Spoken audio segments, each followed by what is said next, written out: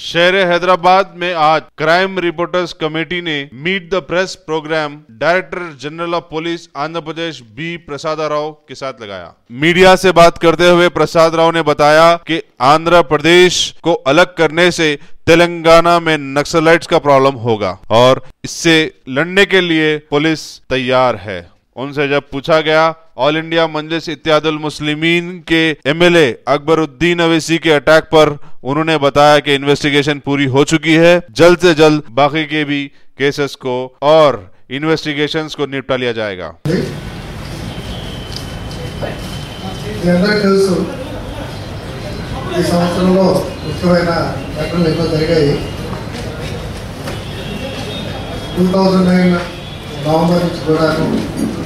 ప్రత్యేక తెలంగాణ గురించి ఈ ప్రాంతంలో తెలంగాణ ప్రాంతంలో కంటిన్యూస్గా ఏదో ఒక రీతిలో క్యాలిక్యులేషన్ జరుగుతూ ఉంది. అది అయిన తర్వాత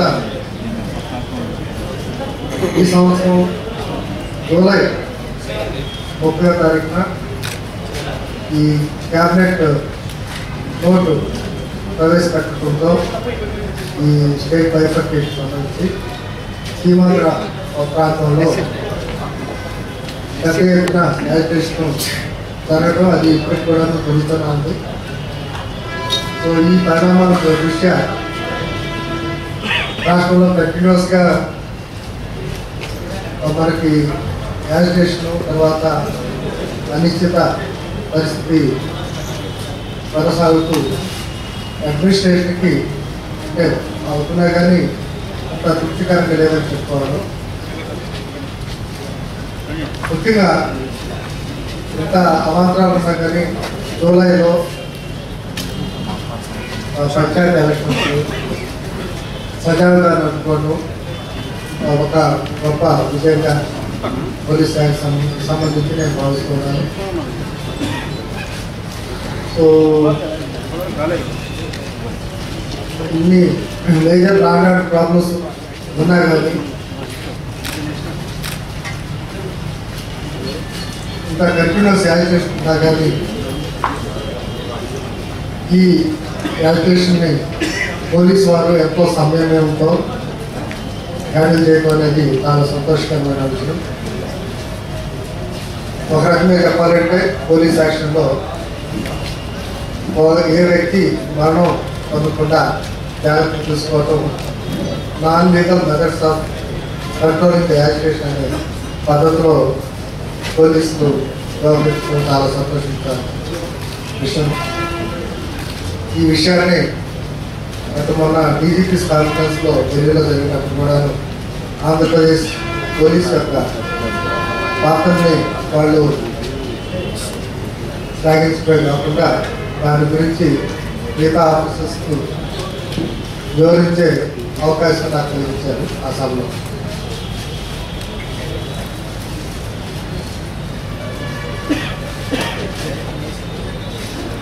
ఈ యాజిటేషన్స్ ఇప్పుడు తెలంగాణలో సీమాంధ్రలో ఉన్నా కానీ మేజర్ డ్యామేజెస్ అంటే ఏం లేకుండా మేనేజ్ చేయగలిగారు. అక్కడ చిన్న కిందకు సంఘటన జరిగినా కానీ వాటిని కేసెస్ చేసి వాటిని మేనేజ్ చేయగలిగారు. ఇవి కాకుండా ముఖ్యంగా చెప్పుకోవాలంటే మనకి అక్టోబర్ ఫస్ట్ వీక్లో విజయనగరంలో పెద్ద ఎత్తున యాజిటేషన్ జరిగింది. అప్పుడు అనుకోని రీతిగా ఒక 3 days వరకు మాసెస్ రోడ్ మీదకి వచ్చేసి కొంతమంది రాజకీయ నాయకుల కాంపిటీషన్ చేయడం జరిగింది. సాటర్డేన కర్ఫ్యూ ఇంపోజ్ చేసి దాన్ని కంట్రోల్ చేయడం జరిగింది. నిన్న 2 days బంధించినా కానీ నిన్న అక్కడ వాతావరణం ప్రశాంతంగా ఉంది అనేది ఈ సందర్భంగా తెలియజేస్తుంది.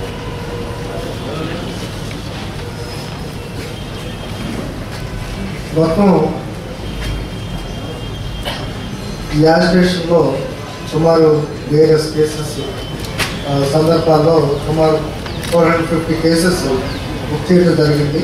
దాంట్లో 7,300 వరకు పర్సన్స్ని అరెస్ట్ చేయడం జరిగింది. కొన్ని స్పెసిఫిక్ కేసెస్ ఉన్నాయి, కొన్ని ప్రివెంటివ్ కేసెస్ ఉన్నాయి. ఇంకొక ముఖ్యమైన అంశం ఏంటంటే ముఖ్యంగా హైదరాబాద్లో ఇప్పుడు ఎన్జిఓస్ కానీ వైఎస్ఆర్ కాంగ్రెస్ పార్టీ వాళ్ళు కానీ అలాగే టీఆర్ఎస్ బీజేపీ వీళ్ళు వేరువేరుగా సభలు పెట్టినప్పుడు కూడా కొంత టెన్షన్ ఉన్నా కానీ మొత్తం మీద ఎలాంటి అన్‌టోవర్డ్ ఇన్సిడెంట్ జరగకుండా మేనేజ్ చేయడం జరిగిందన్నమాట. సో అదే పందాలో ఫ్యూచర్లో కూడా పోలీస్ శాఖ వ్యవహరిస్తుందని నేను భావిస్తున్నాను. ఈ మధ్య 5 స్టేట్స్లో జనరల్ ఎలక్షన్స్ అంటే ఛత్తీస్గఢ్, మధ్యప్రదేశ్, ఢిల్లీ, రాజస్థాన్ వీటిలో ఎలక్షన్ జరిగినప్పుడు ముఖ్యంగా మన బార్డర్ స్టేట్ అయిన ఛత్తీస్గఢ్లో ఫోర్సెస్ మూవ్ చేయడానికి ఈ ఖమ్మం, వరంగల్, కరీంనగర్ ఈ పోలీస్ వారు అంటే ఈ జిల్లాలకు సంబంధించిన పోలీస్ వారు నైబరింగ్ స్టేట్స్ అంటే ఛత్తీస్గఢ్కి సంబంధించి బీజాపూర్, సుక్మా డిస్ట్రిక్ట్ అథారిటీస్తో కోఆర్డినేట్ చేసి ఫోర్సెస్ డిప్లాయ్ చేయడంలో వాళ్ళు సఫలీకృతమయ్యారు. ఎందుకంటే ఫోర్సెస్ వాళ్ళ ఇంటీరియర్ ఏరియా నుంచి ఇక్కడ నార్త్ నుంచి సౌత్ మూవ్ చేయాలంటే ఒకే రోడ్డు ఉండడం, తర్వాత లాజిస్టిక్స్ పరంగా ప్రాబ్లం ఉంటుంది. కాబట్టి మన యొక్క కోఆపరేషన్ అడిగారు. ఫోర్సెస్ని ఈ సైడ్కి తీసుకొచ్చేసి ఆంధ్ర సైడ్ నుంచి వాళ్ళు ఇండక్ట్ చేయడం జరిగింది. అప్పుడు ఇండక్షన్ చేసేటప్పుడు ఎలక్షన్స్ ముందు, ఎలక్షన్స్ అయిన తర్వాత విత్డ్రా చేసేటప్పుడు కూడాను ఎలాంటి ఇన్సిడెంట్ జరగకుండా మంచి కోఆపరేషన్తో అంటే ఇటు ఉన్న ఎస్పీస్, తర్వాత సీనియర్ ఆఫీసర్స్, గ్రేహౌండ్స్ సంబంధించిన ఆఫీసర్స్ అందరూ కలిసికట్టుగా పనిచేసి అక్కడ ఎలక్షన్స్ ప్రశాంతంగా జరిగేటట్లు అన్ని చర్యలు తీసుకోవడం జరిగిందనమాట. ఈ మధ్య మన స్టేట్లో ముఖ్యంగా కోస్టల్ ఏరియాలో 3 సైక్లోన్స్ బారిన పట్టడం జరిగింది. ఒకటి ఫెయిలిన్, సూపర్ సైక్లోను, తర్వాత ఫెయిలిన్, చివరిగా వచ్చింది లెహర్ సైక్లోను. ఈ సైక్లోన్స్ వచ్చినప్పుడు ముఖ్యంగా ఫెయిలిన్ వచ్చినప్పుడు దాని యొక్క ఉధృతం బట్టి ముఖ్యంగా శ్రీకాకుళం, విజయనగరం డిస్ట్రిక్ట్స్లో చాలా అపారమైన నష్టం జరుగుతుందని అంచనా వేయడం జరిగింది. కానీ అడ్మినిస్ట్రేషను అలాంగ్ విత్ ఈ పోలీసు కలిసికట్టుగా పనిచేయడం వలన ఏమి క్యాజువాలిటీస్ లేకుండా ఓల్డ్ ఉమెన్ చనిపోవడం జరిగింది హౌస్లో బలాత్కారంతో. కేవలం రక్త నష్టం జరిగింది కానీ జన నష్టం జరగకుండా ఆపగలిగారు. ఇంకో విషయం చెప్పాలంటే కొన్ని ఇంటీరియర్ ఇనరేషన్కి గురయ్యే ప్రాంతాల్లో ప్రజలు రావడానికి సిద్ధంగా లేకపోయినా వాళ్ళ ప్రాపర్టీస్ వదిలి జిల్లా యంత్రాంగం కలిసికట్టుగా పనిచేసి వాటిని బలవంతంగా షట్టర్స్ తీసుకెళ్ళడం వల్ల కూడాను ఈ జన నష్టం అనేది అందుకోగలిగాం. ఇవన్నీ ఈ సందర్భంగా తెలియజేస్తున్నాను.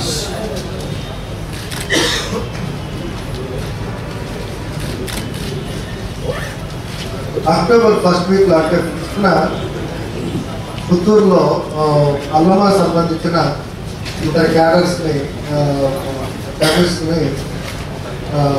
వాళ్ళ గురించి యాక్చువల్గా తమిళనాడు పోలీసు వచ్చారన్నమాట పట్టుకోవడానికి ఎర్లీ అవర్స్లో. అక్కడ వాళ్ళ ప్రాబ్లం అయిపోయి వాళ్ళ ఇన్స్పెక్టర్ని అటాక్ చేయడం వలన లోకల్ పోలీస్ యొక్క కోఆపరేషన్ చూసుకోవడం జరిగింది. దాంట్లో ఎస్పీ నేతృత్వంలో అక్కడ తిరుపతిలో ఉండే ఆక్టోపస్ యూనిట్ కూడా పిలిపించేసేసి వాళ్ళు ఆపరేషన్ కండక్ట్ చేసి లోపల ఉన్న 2 బిలాల్ మలిక్ అనే అతను, అట్లాగే పన్నా ఇస్మాయిల్ అనే అతను ఇద్దరిని కూడాను అరెస్ట్ చేయడం జరిగింది. వాళ్ళు వాళ్ళ అంటే బిలాల్ మలిక్ యొక్క వైఫ్ ఇద్దరు ముగ్గురు పిల్లలు కూడా నాకు ఉంటే వాళ్ళకి ఏమాత్రం హామీ జరగకుండా మరి చాకచక్యంగా వాళ్ళని అరెస్ట్ చేయడం జరిగిందనమాట.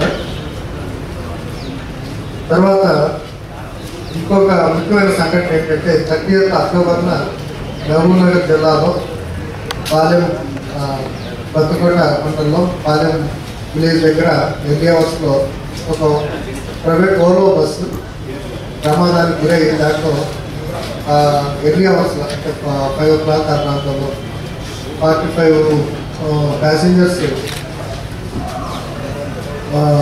చనిపోవడం జరిగింది.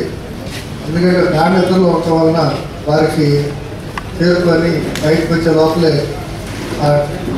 దాంట్లో ఉన్న డీజిల్ ట్యాంక్ అలవాట్లు తగిలేసేసి బ్రేక్ అయిపోయి అండ్ ఆయిల్ లీక్ అయిపోయి ఆ స్పార్క్ వలన అది మంట వచ్చేసి వాళ్ళు తేరుకునే లోపలే మొత్తం బస్సు మంటలతో నిండిపోవడం వల్ల 45 members చనిపోవడం జరిగింది. ఒక 6 డ్రైవరు అటెండర్ తప్పితే మిగతా వాళ్ళు ఒక 6 ప్యాసింజర్స్ సురక్షితంగా బయటకు వచ్చారు. సో దీంట్లో బాడీస్ అనేవి బియాండ్ రికగ్నిషన్ కాలిపోవటం వల్ల ఇటు గాంధీ హాస్పిటల్ నుంచి forensic doctors professors AP forensic science laboratory నుంచి టీమ్ అక్కడికి వెళ్ళేసేసి ఎవిడెన్స్ కలెక్ట్ చేసి తర్వాత బాడీస్ ఐడెంటిఫై చేయడానికి DNA ప్రొఫైలింగ్ అనే DNA ఫింగర్ ప్రింటింగ్ అంటారు. ఆ పద్ధతిలో వాళ్ళు ప్రొఫైలింగ్ చేసేసి రికార్డ్ 1 week టైంలో ఆ బాడీస్ అన్నింటినీ ఐడెంటిఫై చేసి బంధువులకి హ్యాండ్ ఓవర్ చేయడం జరిగిందనమాట. ఈ మధ్యలో మనకి దసరా దివాళీ మొహరం టైంలో అన్ని కావాల్సిన బందోబస్తు చేయటం ఈ ఈవెంట్స్ ఎలాంటి అవరోధం లేకుండా అటువంటి ఇన్సిడెంట్స్ లేకుండా ప్రశాంతంగా జరిగిపోయాయి. These are the major incidents ఇవ్వాలన్నమాట.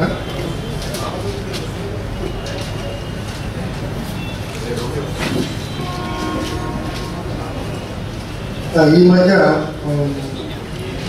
Mahesh bank సంబంధించి దాంట్లో జరిగిన చోరీలో సుమారు 14 kg బంగారం పోతే లోకల్ పోలీసు చాలా చాకచక్యంగా వ్యవహరించేసి వితిన్ 4-5 daysలోనే దాంట్లో ఇన్వాల్వ్ అయిన గోల్డ్ అప్రైజర్ని అరెస్ట్ చేసి ఈ మొత్తం పోయిన గోల్డ్ మొత్తం కూడా ఇంటాక్ట్ రికవర్ చేయడం చాలా సంతోషించాల్సిన విషయంగా భావిస్తున్నాను. These are the major events I thought I could bring to your notice. విధ్వంసం సృష్టిస్తూనే ఉన్నారు. అయితే ఈ నేపథ్యంలో హైదరాబాద్ సంబంధించి భద్రతాపరమైన చర్య ముఖ్యంగా సీసీ కెమెరాల సంబంధించిన ప్రతిపాదన అయితే మీ దగ్గర ఉంది, కానీ ఇప్పటివరకు అయితే అది పూర్తి కాదు. దీనికి సంబంధించి అంటే భద్రతాపరమైన చర్యలు ఏదైనా తీసుకోబోతున్నారు. అంటే ఇక్కడ CCTV కెమెరాస్ నా దేశంలో అబౌట్ 300 వరకు ఇక్కడ ట్రాఫిక్ పర్పస్ ఉన్నాయి. ఇంకా ఫర్ సెక్యూరిటీ పర్పస్ కూడా పెట్టాలనే ప్రతిపాదన ఉంది. అది ఆ ప్రాజెక్ట్ రిపోర్టు గవర్నమెంట్ సబ్మిట్ చేయడం అంటే ఆ ప్రాసెస్లో ఉందన్నమాట. నేను అనుకుంటూ 1 or 2 monthsలో ఒక పోలీస్ వస్తుందని భావిస్తున్నాను. కాకపోతే ఏంటంటే కేవలం CCTV కెమెరాస్ అనేది ఒక డిఫరెంట్గా యాక్ట్ చేస్తుంది కాబట్టి దాన్ని ఎదుర్కోవడం అనేది ఇటు పోలీస్ పరంగా అటు ప్రజల పరంగా కూడా సమాయత్తం కావాల్సిన అవసరం ఉంటుంది. పోలీస్ అంటే వీళ్ళకున్న లిమిటెడ్ మ్యాన్ పవర్తో లా అండ్ ఆర్డర్ మెయింటెనెన్స్, తర్వాత ఎన్ఫోర్స్మెంట్ ఆఫ్ వేరియస్ లాస్, అట్లా విఐపి భద్రత కానీ లేకపోతే అలా డ్యూటీస్తో బిజీగా ఉంటారు. కేవలం ఒక అంశం మీద వాళ్ళు ఫోకస్డ్గా పనిచేయడం అనేది కొన్ని సమయాల్లో వీలవుతుంది కానీ కంటిన్యూస్ కాదు. అందువల్ల ఇలాంటి సందర్భాల్లో ఇలాంటి విషయాల మీద ప్రజల యొక్క సహకారం కూడా ముఖ్యం. ప్రజలంటే for example Dilsukh Nagar blast జరిగినప్పుడు ఎవరో సైకిల్ మీద తీసుకొచ్చేసి అక్కడ ఆ బ్యాగ్స్ వదిలిపెట్టి వాడటం జరిగింది. దాంట్లో ఎక్స్పోజెస్ డెడికేట్ చేయడం జరిగింది. సో అందువల్ల అది షాపింగ్ ఏరియా కావచ్చు, తర్వాత ప్రజలు ఎక్కువగా తిరిగే బస్ స్టాండ్స్ కానీ రైల్వే స్టేషన్ ఇలాంటి ప్రదేశాల్లో ప్రతి వ్యక్తి చుట్టుపక్కల ఏం జరుగుతుందని గమనించేసి ముఖ్యంగా షాపింగ్ ఏరియా అయితే షాప్ వాళ్ళు కూడా వాళ్ళ ఎదురుగా షాప్ ఎదురుగా ఉన్న పార్క్ చేసిన వెహికల్స్లో ఎవరైనా అబాండెడ్ వెహికల్స్ ఉన్నాయని గమనిస్తుంటే అలాంటి జాగ్రత్త ఉంటే తప్పకుండా ఇలాంటి వాటిని కొద్దిగా మనం ప్రివెంట్ చేయడానికి అవకాశం ఉంది. అది ముఖ్యమైన అంశంగా నేను భావిస్తున్నాను. దీంతో పాటు కొన్ని భద్రతా చర్యలు ఉన్నాయి. సో మాల్స్ ఉన్నాయి, డిఎఫ్ అంటే డోర్ ఫ్రీ మెటల్ డిటెక్టర్ పెట్టడం, సెక్యూరిటీ గార్డ్స్ పెట్టుకోవటం, వచ్చే బ్యాగేజ్ తనిఖీ చేయడం, సీసీటీవీ కెమెరా పెట్టుకోవడం, ఇట్లాంటి కొన్ని అంశాలు. ఈ చర్యల వలన వచ్చే కన్జ్యూమర్స్లో ఆ క్లయింట్స్లో ఒక సెన్స్ ఆఫ్ సెక్యూరిటీ ఉండడం, ఎవరైనా మిస్టేక్ చేయాలనుకున్నా కానీ ముఖ్యంగా పార్కింగ్ ఏరియా లేదా పార్క్ చేసి వదిలిపెట్టుకోతే దాని వెంటనే ఆ భద్రత సిబ్బంది చూసి దాన్ని వెంటనే పోలీసు వాళ్ళకి ఇన్ఫార్మ్ చేసి కలుపుతుంటే సో కొంతవరకు వీటిని మనం అరికట్టాలనుకుంటుంది పూర్తి చేయకపోతే. ముఖ్యంగా ఏంటంటే కొంతమంది నాయకుల ప్రాపర్టీస్ టార్గెట్ చేసి పట్టారు వాటెవర్ చేసేది ఏదన్నా కానీ మేము చాలా వరకు డిఫెన్సివ్ అప్రోచ్తో అంటే వాడిని చెదరగొట్టడం కేవలం టియర్ గ్యాస్ షెల్స్ తర్వాత లాఠీ చార్జ్ చెదరగొట్టడానికి ట్రై చేశారు. అంతైనా కానీ ఒక 2 days కూడా కంట్రోల్ కాకపోయి ఆర్స్ను తర్వాత లూటింగ్ కూడా స్టార్ట్ అయ్యేటప్పటికి కర్ఫ్యూ పెట్టేసి దాన్ని మేనేజ్ చేయడం జరిగిందనమాట. సో మేము ఈ సందర్భంగా 52 మెయిన్ అంటే స్పెసిఫిక్ కేసెస్ బుక్ చేసాము. తర్వాత ప్రొహిబిటెడ్ ఆర్డర్స్ వైలేట్ చేసినందుకు 20 కేసెస్, ప్రివెంటివ్ కస్టడీలోకి తీసుకున్న సందర్భాలు సిఆర్పిసికి అరెస్ట్ చేసిన సందర్భాలు 15 కేసెస్ ఉన్నాయి. మొత్తం 87 కేసెస్లో అండర్ వేరియస్ ప్రొవిజన్స్ 900 వరకు అంటే ముఖ్యంగా ప్రివెంటివ్ సెక్షన్స్ అయితే అరెస్ట్ అయ్యారు. స్పెసిఫిక్ కేసెస్లో మాత్రం 400 దాకా అరెస్ట్ అయ్యారు. దీంట్లో ఒక విషయం చెప్పాలి. ఎవరిని మేము అంటే అఫెన్స్లో అంటే రైటింగ్లో ఇన్వాల్వ్ అయిన వాళ్ళని ఐడెంటిఫై చేసి మేము బుక్ చేయడం జరిగింది. కేసులు బుక్ చేసాము. ఐడెంటిఫై చేయడానికి వీడియో ఫుటేజ్ చేస్తూ తర్వాత ముఖ్యంగా వీడియో ఫుటేజెస్ ఉపయోగించి చేసాము. తర్వాత ఇంట్రాగేషన్ వచ్చిన నేమ్స్ బట్టి కూడా చేశారనమాట. ఎందుకంటే మీడియా వాళ్ళు చేశారు, తర్వాత వేరియస్ అదర్ సోర్సెస్ ప్రజలు కూడా చేసిన వీడియో కవరేజ్ చేసిన సందర్భాలు ఉన్నాయి.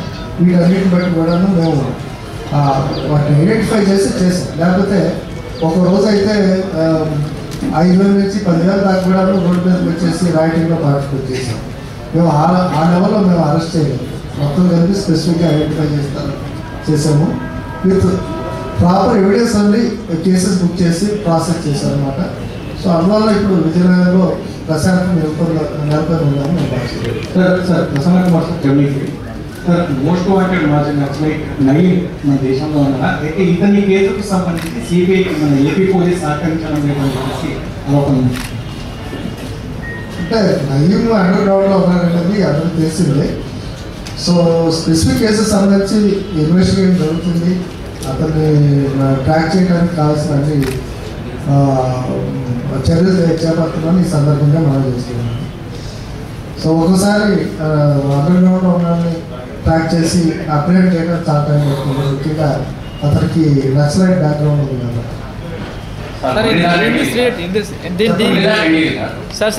రాష్ట్ర బైవర్కేషన్ తర్వాత గవర్నర్ ఆధ్వర్యంలోకి సిటీ పోలీసింగ్ అంతా వెళ్తుందన్నారు. వెళ్ళినప్పుడు ఎటువంటి మార్పులు ఉంటాయి? ఇప్పుడు పోలీసింగ్కి అప్పుడు పోలీసింగ్కి ఏమైనా తేడా ఉంటుంది సార్? దీనిలో ఇంకోటి సార్, దీనిలో కలిపి జంట కమిషన్ అన్ని కలిపి వచ్చి కమిషన్ చేస్తూ ఉన్నారు. ఆ ప్రతిపాదన దీనివల్ల ఏమైనా అడ్డైకి ఉంటుందా? అది ప్రపోజల్ ఉందా? అయిపోయిందా?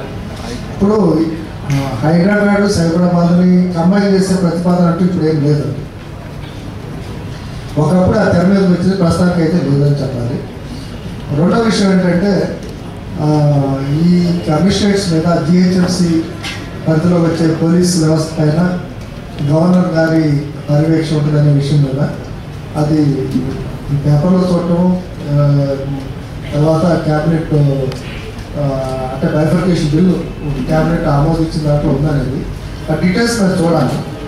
తర్వాత ఇంకోటి ఏంటంటే అది ఫైనల్ కాదు, బిల్ రూపంలో ఉంది కాబట్టి ఇటు స్టేట్ అసెంబ్లీ తర్వాత పార్లమెంటు ఆమోదించాల్సిన మధ్యలో ఇటువంటి లాట్ ఆఫ్ చేంజెస్ అండి. సో ఈ స్టేజ్లోనే ఇది ఫైనాలిటీ అని చెప్పలేదని నా ఉద్దేశం. ఈ మధ్యన ఆకతాయిలు రోడ్ల పైన పోతున్నారు, ప్రొవిజన్ చేస్తున్నారు. ఇక్కడ తీవ్ర విమర్శలు వస్తాయి. లీగల్ పరంగా కోర్టులు ఉన్నాయి కదా శిక్షలు వేయడానికి, ఎందుకు వస్తుందా?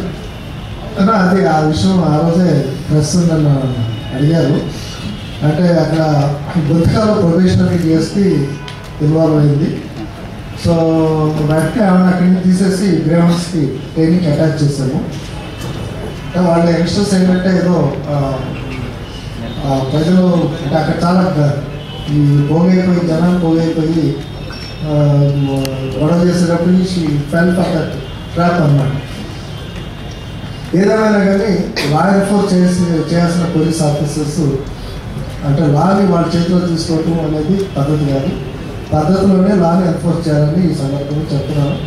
ఆల్రెడీ అక్కడ డిఐజీకి ఐజీకి కూడా కన్సర్న్ ఐజీకి కూడా ఇన్ఫార్మ్ చేయడం జరిగింది. దాని మీద ఎంక్వైరీ చేసి డిసిప్లిన్ యాక్షన్ తీసుకోవాలనేసి ఆ ప్రక్రియ నడుస్తూ ఉంది. ఈ ఐపీఎస్ ట్రాన్స్ఫర్లు భరోసా ఇవ్వాలన్నది చాలా మంది ఐపీఎస్ కూడా వాళ్ళకి ఇచ్చినటువంటి ఛార్జీలు తీసుకోకుండా 2 నెలల నుంచి 3 నెలలు అక్కడ టీటీడీ రిజర్వేషన్గా చంద్రశేఖర్ ఇంతవరకు కూడా ఛార్జ్ తీసుకున్నారు. అది వివాదాలు ఉంటున్నాయి. మీరు గతంలో చెప్పారు కర్నూలు ఎస్పీ రఘురామరెడ్డి గారు మేము చెప్పామో తీసుకోండి, ఇంతవరకు సంవత్సరం కూడా కాలేదు. అంటే ఇప్పుడు చంద్రశేఖర్ రెడ్డి ఫ్యామిలీ ప్రాబ్లమ్స్ ఉన్నాయని రిక్వెస్ట్ చేశారు. అతను ఇక్కడ హైదరాబాద్ అగ్రిమెంట్ పెట్టే అవకాశం ఉంది. ఆ తర్వాత కర్నూలు ఎస్పీకి సంబంధించి ఈ వెంటనే ట్రిబ్యునల్ కాబట్టి ట్రిబ్యునల్లో గవర్నమెంట్ పరంగా కౌంటర్ వేయడం జరిగింది. అది ఒక కొలిక్ వస్తుంది, త్వరలో వస్తుందని అనుకుంటున్నాను. దానికి గైడ్లైన్స్ ఇవ్వడం జరిగింది. సుప్రీంకోర్టు గైడ్లైన్స్ కూడా ఇచ్చేస్తారు. తర్వాత ఆర్గనైజేషన్ ఒక కమిటీ ఫామ్ చేయడం attend to the harassment of women employees అనేది ఆ కమిటీ తోట అనేది ఒక పద్ధతి. డ్రాప్ బాక్సెస్ అనేది కన్సర్న్ ఆర్గనైజేషన్ చేయాలి. ఈ కమిటీ కూడా ఈ ఇష్యూస్లో పడాలి. వన్ ఆఫ్ ది మెజర్స్ అన్నమాట డ్రాప్ బాక్స్ అనేది. రెండోది ఈ గ్యాప్స్ తర్వాత ఆటోస్ సంబంధించి ఇక్కడ చాలా ఇదొక ప్రాబ్లమే. అప్పుడప్పుడు క్రైమ్ అనేది ఈ వాహనాలు జరుగుతూ ఉంటుంది.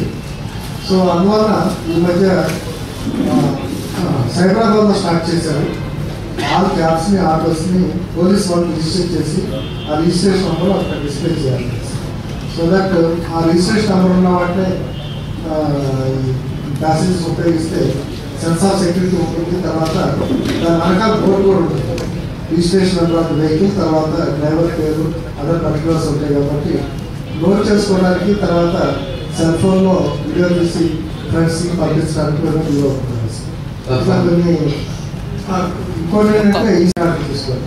ఎక్కడగానే వెహికల్ రిజిస్ట్రేషన్ నెంబరు వాళ్ళ ఫ్రెండ్స్తో ఎవరితో వీడియో మోడ్లో మెసేజ్ రూపంలో ఎస్ఎంఎస్ రూపంలో పంపిస్తే వాళ్ళు మానిటర్ చేస్తారు. So these are the things. ఇంకోటి ఏంటంటే ఈ సాఫ్ట్వేర్ కారిడార్లో వాళ్ళు ఒక కాల్ సెంటర్ పెట్టుకోమని సజెస్ట్ చేశారు.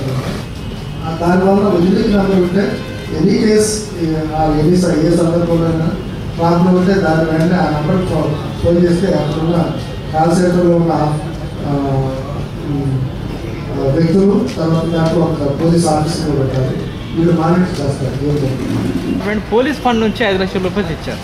అది ఎంతవరకు సమంజసం? ఎందుకంటే అది ప్యూర్లీ కేజీపీ ఇవ్వాల్సిన డబ్బుల్ని పోలీస్ ఫండ్ ఇచ్చారు. ఆ డబ్బుల్ని తిరిగి రికవరీ చేస్తారు. నాకు అంటే నేను ఈ డీటెయిల్స్ చూడలేదండి. I just going to the details. ఒకవేళ agreement they can file it in the NHR section. Sir Kamal sir అయ్యింది చాలా రోజులుగా మీకు అంటే ప్రతి ప్రెస్ మీట్లో కానీ ఎక్కడ జరిగినా ఈ హోంగార్డుల సమస్య ప్రధానంగా తెరపైకి వస్తుంది. ఎప్పటికల్లా పరిష్కారం దొరుకుతుంది. అంటే ఇంకా నేను మళ్ళీ క్వశ్చన్ రిపీట్ చేయను. హోంగార్డుల సమస్య ఎప్పటికల్లా పరిష్కారం దొరుకుతుంది. హోంగార్డ్స్ అనేది ఇట్స్ ఎ కంటిన్యూస్ ప్రాసెస్ అండి. It's a voluntary force. మీరు వాళ్ళ వేజెస్ చూసుకుంటే ఇప్పుడు ఇచ్చే 200 లెవెల్లో ఈవెన్ 200 తక్కువ ఇచ్చే స్టేట్స్ కూడా ఉన్నాయి. కొన్ని అంటే ఒక 5-6 స్టేట్స్లో 250, ఒక 2-3 స్టేట్స్లో 300 తక్కువ ఉంటాయి. సో పెన్షన్ గవర్నమెంట్కి ప్రపోజల్ పంపించాము. నేను కూడా త్వరలోనే వాళ్ళు స్పందిస్తారు. ఎందుకంటే సీఎం గారు కూడా పెంచుతామనే ఎస్యూరెన్స్ ఇచ్చారు కాబట్టి.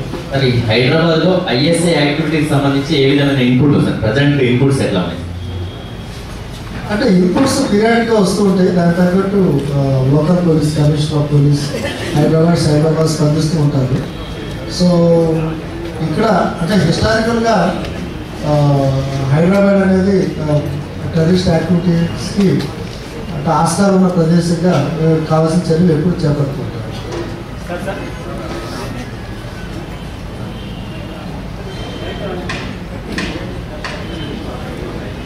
సార్ రమేష్, ఆంధ్రప్రదేశ్. రాష్ట్ర విభజన నేపథ్యంలో ఎస్పీలు, అడిషనల్ ఎస్పీలు, డిఎస్పీలు ఇప్పుడు అటు వెళ్తామని ఎవరైనా మీకు ప్రపోజల్స్ ఇచ్చారా? ఇచ్చింటే ఏమైనా చెప్పడానికి అవకాశం ఉందా? ఇంతవరకు ఆ ప్రక్రియ స్టార్ట్ కాలేదు. సో ఆప్షన్స్ కూడా అడగలేదు. సో అందువల్ల బైఫర్కేషన్ కుదురుకుండా వచ్చినప్పుడు, ఆ సమయం వచ్చినప్పుడు దాన్ని ఈ ఇష్యూస్ అనేది టేకప్ చేస్తారు. రాహుల్ బిందు సార్, ఈ ఆలయం యాక్సిడెంట్లో ఎన్హెచ్ఏ కొన్ని విమర్శలు వస్తాయి. రోడ్ మధ్యలోనే వాళ్ళు కల్వర్ట్ కట్టడం వల్ల ఆ ప్యారాపైట్ హాల్ పైన ఉన్న ఆ రేలింగ్ దాంట్లోకి డీజిల్ ట్యాంక్లోకి వెళ్ళి అంటే ఇటువంటి విమర్శలు వస్తున్నాయి. వాళ్ళపైన మన యాక్షన్ తీసుకోవడానికి అవకాశం అంటే అక్కడ రోడ్ ఇంజనీరింగ్లో కొద్దిగా ప్రాబ్లం వచ్చింది. అంటే ఎగ్జిస్టింగ్ కన్వర్ట్ని వేస్తున్న రోడ్కి, 4 లేన్ రోడ్కి లెఫ్ట్ చేయడానికి వాళ్ళు ప్రయత్నం చేశారు. దాన్ని ఒక బ్రిడ్జ్ ఉంది, దాన్ని భీమా బ్రిడ్జ్ అంటారు పార్లమెంట్ దగ్గర. అది సడన్గా రోడ్ కొద్దిగా నీరు తగ్గుతుంది అన్నమాట. బట్ దాని మీద ఆ కన్వర్ట్కి వీళ్ళు రేడియం పెయింట్ వేయడం కూడా జరిగింది. ఆ నైట్ ఏమైందంటే డ్రైవర్ అయితే ఈ మస్ట్ ఆఫ్ డోస్ దాకా సడన్ రియలైజేటప్పటికి కన్వర్ట్ ఎదురు కనపడింది. అందుకని తప్పించడానికి పక్కన చెప్పేటప్పటికి డీజిల్ ట్యాంక్ కొట్టుకున్నారు. సో అంటే వాళ్ళకి మేజర్ ఇష్యూ ఉంటే వాళ్ళు వెంటనే కరెక్ట్ చేసేవాళ్ళు.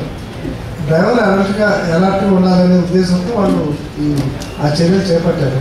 నేను అనుకోవడం ఏంటంటే ఒకవేళ ఇది ఇట్స్ ప్లేస్ ఫర్ అంటే వనరబుల్ ప్లేస్ ఫర్ యాక్సిడెంట్స్ అనుకుంటే ఒక ½ కిలోమీటర్ డిస్టెన్స్ నుంచి కూడాను రేడియం పేరుతో సైన్స్ పెడితే, కాషన్ సైన్స్ పెడితే కొంతవరకు డ్రైవర్స్ అలర్ట్ అవుతారు అనుకుంటున్నాను. యాక్సిడెంట్ అది నథింగ్. రోడ్డు పెడితే ఎంతవరకు ఉండాలో అంతవరకు పెట్టేశారు. దాని నథింగ్ రాంగ్ పెట్టండి. ఆ మార్జిన్ మీద ఉండే కన్వర్ట్ సడన్గా కనపడుతుంది తెలుగు వచ్చిన తర్వాత. సో కొద్దిగా బెండ్ ఉంది ఆ ఏరియాలో. సో అందువల్ల ఒకసారి అక్కడ యాక్సిడెంట్ జరుగుతుందని వచ్చింది. అది కూర్చుని కన్వర్ట్ కూర్చుని చేసినా కానీ ఒక రకం ఉంటుంది. కన్వర్ట్ బదులు ర్యాప్ పెట్టేసి సరిపోతుంది అనమాట. అయినా అది ఆ ఇష్యూ చూస్తారు. గో ఫర్ దమ్ అనమాట. ఎందుకంటే వాళ్ళకి get content by what ever benefits that going to get అనమాట. సో అది ఒకటి మా దృష్టిలో వచ్చిన కేసెస్ బుక్ చేసి మేము వాటి ప్రాసెస్ చేయడం జరిగింది.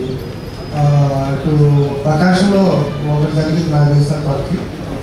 సిఐడి వాళ్ళు ఎప్పుడు చూసినా కానీ ఒక 50 కేసులు వాళ్ళు ఇన్వెస్టిగేట్ చేస్తున్నారు.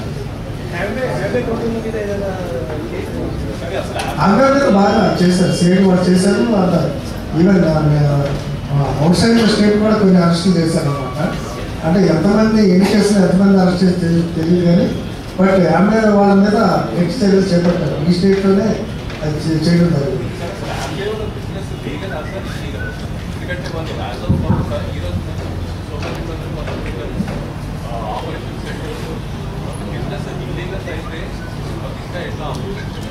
అంటే బిజినెస్ చేయడంలో నథింగ్ ఇల్లీగాలిటీ. బిజినెస్ చేయడం అది మల్టీ లెవెల్ మోడ్లోకి వెళ్ళినప్పుడే ఇల్లీగాలిటీ వచ్చేస్తుంది. సో అందువల్ల వాళ్ళు ఏ రకంగా బిజినెస్ చేస్తున్నారు అనేది అనుకుంటున్నారు. వాళ్ళు మామూలుగా ఎనీ ఫ్యాన్సీ స్టోర్ కానీ గ్రాసరీ స్టోర్లో ఐటమ్స్ పెట్టి అమ్ముతుంటే nothing wrong with that. But ఆ ఐటమ్స్ని మల్టీలెవెల్ మార్కెటింగ్ మోడ్లో కన్స్యూమర్స్కి అందజేసినప్పుడు బిట్ ఆఫ్ స్పెక్యులేషన్ ఇన్వాల్వ్ అయినప్పుడు then the produce of the law attract.